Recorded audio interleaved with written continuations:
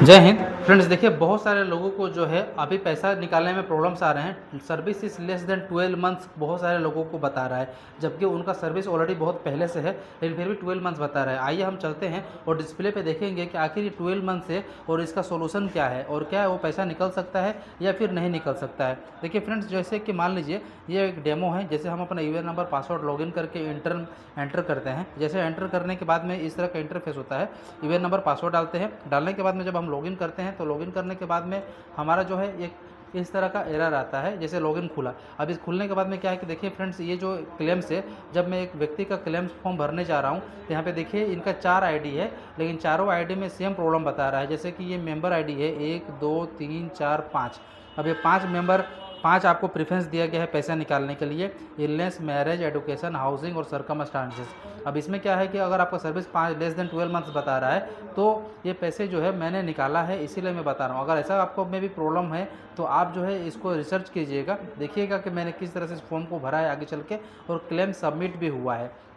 अगर आपका भी इस तरह का प्रॉब्लम हो रहा है तो आपको क्या करना है कि आपको किसी एक डेट ऑफ एग्जिट किसी एक में डालना है, और डालने के बाद में क्या करना है कि जैसे आप इसको डाल दीजिएगा तो ये क्या है कि पूरा पेज एक ओपन हो जाएगा। फ्रेंड्स देखिए, मैंने जो बताया है अभी ये अभी कोई दूसरा यूट्यूबर्स आपको बता के नहीं देगा। ये एक पर्सनल प्राइवेसी चीज़ होता है। जैसे आप एग्जिट लगाएंगे इसके अंदर तो ये क्या है कि डायरेक्ट जो है सारा का सारा एज इसमें से खुल जाएगा। उसके बाद किसी भी आप मेंबर आईडी में से, जैसे कि ये है, आप किसी मेंबर आईडी में से एक को चुन के अपना फॉर्म भर के पैसे को निकाल सकते हैं, यदि आपका service is less than 12 months है तो। अगर 12 मंथ से ज़्यादा है तो फिर तो कुछ कहने की बातें नहीं है। आई होप फ्रेंड्स आपने इस टॉपिक को समझा होगा। फिर दोबारा से जो है ये ख़त्म होने के बाद में देखिए, जैसे कि वहाँ पे जैसे ही एग्जिट लगा था तो यहाँ पे देखिए एक फॉर्म खुल गया था। जैसे भी एक फॉर्म खुला तो इसके अंदर यहाँ देखेंगे तो पीएफ एडवांस फॉर्म 31 लिखा हुआ है। इसके अंदर आप जो है अपना चुन लीजिएगा जैसे जैसे आपको फॉर्म भरना है। जैसे मैंने इसमें स्पेशल सरकमस्टांसेस डाला था, लेकिन जो दूसरा है, जैसे मान लीजिए कि आपने एक बार ऑलरेडी निकाल चुका है तो फिर दूसरा अगर है तो आप दूसरे इसमें से एक चुन लीजिएगा। चुनने के बाद में जैसे ये क्लिक कीजिएगा तो ये ऑटोमेटिक वेरीफाई हो जाएगा।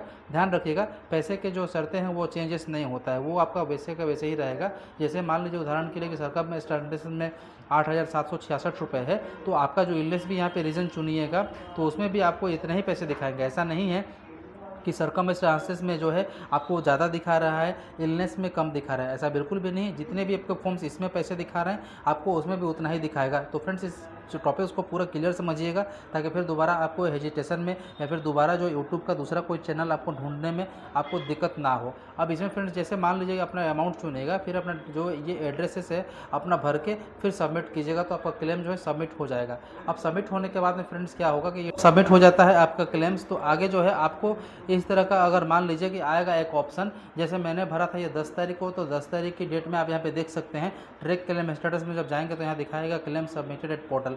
अब जब क्लेम सबमिटेड एट पोर्टल दिखाएगा तो इसका मतलब समझ लीजिएगा कि जो आपका फॉर्म है वो पूरी तरह से क्लियरली फॉर्म फिल हो चुका है। और ये सबमिटेड एट पोर्टल का मतलब है कि अभी ये पीएफ का ऑफिस में नहीं गया है जहां आपका ये फॉर्म जाना था। जैसे मान लीजिए उदाहरण के लिए कि जैसे आपने ये फॉर्म भरा है तो ये जो ऑफिस था ये हरियाणा का था, रोहतक का। अब ये ऐसा नहीं है कि जैसे आपने सबमिट किया तो ये तुरंत का तुरंत जो है ये रोहतक चला गया, ऐसा नहीं है। ये फील्ड ऑफिस में जो फ्रेंड्स ऐसा बिल्कुल भी नहीं है। ये जो है अभी सेंट्रल सर्वर पे ईपीओ का जो पीएफओ का जो सेंट्रल सर्वर है उस पर ये गया हुआ है। अब यहाँ से जो है सेंट्रल सर्वर से जो है आपका अमाउंट, आपका जो फॉर्म है वो भेजा जाएगा रीजनल ऑफिस में, यानी जहाँ से ये ऑफिस पीएफ ऑफिस आपका बिलोंग्स करता है वहाँ जाएगा। और वहाँ जाने के बाद में वहाँ से आपको इसको प्रोसेस किया जाएगा, ऑटो प्रोसेस। अभी 31 पे जो है बहुत सारे पीएफ ऑफिस जो है वो ऑटो प्रोसेस ले रहे हैं। वो जो है अभी भी आपका जो 31 है वो मैनुअली प्रोसेस नहीं हो रहा है। तो ये हो सके कि 2 दिन 4 दिन में पैसे आपको मिल जाए। अभी अगर जिस पीएफ ऑफिस में समय ज़्यादा लगेगा तो वो 10 दिन भी लगा सकते हैं, पर बेसिकली जो फॉर्म है फ्रेंड्स वो 1 से 2 दिन में ही अप्रूव हो जा रहे हैं। तो इसमें आपको सोचने की ज़रूरत नहीं है। जैसे ये क्लेम सबमिटेड पोर्टल दिखा रहा है तो आप वहाँ से चेकआउट कर लीजिएगा, फिर 2 दिन के बाद अपना करंट स्टेटस दिखा दीजिएगा। जब आप करंट स्टेटस चेक कीजिएगा तो यहाँ पे दिखाएगा इसको चेंज होके कि this claim has been finally approved, लेकिन अभी ये अप्रूव नहीं हुआ है क्योंकि इसीलिए जो है आपको ये अभी क्लेम सबमिटेड पोर्टल ही दिखाएगा। जब तक ये अप्रूव नहीं होगा तब तक आपको 2 दिन 4 दिन तक अगर पेंडिंग है तो ये क्लेम सबमिटेड पोर्टल ही दिखाएगा। इस चीज़ को ध्यान रखिएगा। दोबारा आप लोग इस चीज़ को सर्च मत कीजिएगा यूट्यूब पे अपना टाइम ख़राब करने के लिए, क्योंकि जब वेरीफाई एक बार हो जाएगा तो यहाँ पे चेंजेस हो जाएंगे स्टेटस। होप फ्रेंड्स आपने इस चीज़ को देखा होगा, और कैसे मैंने आपको बताया ये मुझे ज़रूर बताइएगा, क्योंकि टोटल मैंने कंप्लीट सेट बताया है। और आगे जैसे कि फिर होगा, मैं मिलेंगे हम नए टॉपिक्स में, और जब तक हम मिलेंगे तब के लिए जय हिंद।